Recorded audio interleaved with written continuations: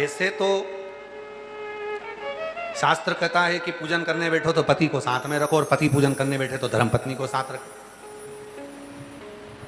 अब उस पूजन में तो तुम अकेली बैठी हो। जो छोटी पूजन तुम्हारे घर में उद्यापन की पूजन कोई करती हो, कोई करवा चौथ का पूजन कर रही हो, कोई पंचमी का कर रही हो, कोई छठ का कर रही हो, कोई तीज का कर रही हो, कोई दूज का कर रही हो, कोई भी पूजन तुम करती हो घर के अंदर, कोई दीवार पे बनाकर करती हो, कोई पाटे पे बनाकर करती हो, तो जो पूजन तुम कर रही हो तुम तो अकेली कर रही हो, अकेली। फिर उस पूजन का फल जो तुम अकेली बैठकर कर रही हो वो मिलेगा कि नहीं मिलेगा?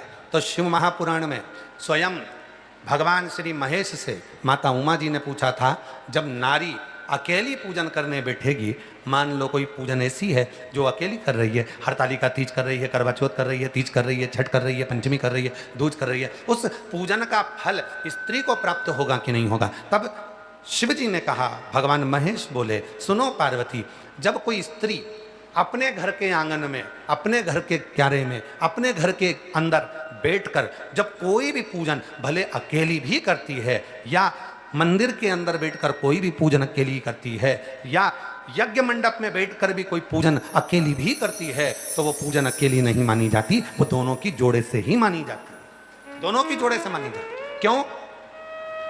ये सिर पे पल्लू रखा,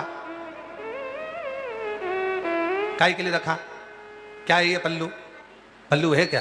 ये तो साड़ी का एक पल्लू हमने हमारे सिर पर रख लिया, तो है क्या? तो कहा ये सिर पर जो पल्लू रहता है ये हमारे ससुराल के, हमारे पूर्वजों का, हमारे पितरों का, हमारे घर के कुल देवी देवता का हमारे ऊपर आशीर्वाद रहता है। तो मान लो घर के अंदर कभी कभी सिर पे से पल्लू खसक जाता है, तो क्या उनका आशीर्वाद समाप्त हो जाता है? नहीं। कहा जिस घर के अंदर पितरों की पूजन, जिस घर के अंदर कुल देवी देवता की पूजन, जिस घर के अंदर भगवान शिव की आराधना साधना, तुलसी का क्यारा या भगवान शंकर की आराधना साधना होती है, उस घर की छत के नीचे कहीं पर भी पूजन कर लो, उसका फल अकेले प्राप्त नहीं होता, पति के साथ ही प्राप्त होता है, पुण्य फल प्राप्त होता है। वो पूजन अकेली नहीं मानी जाती।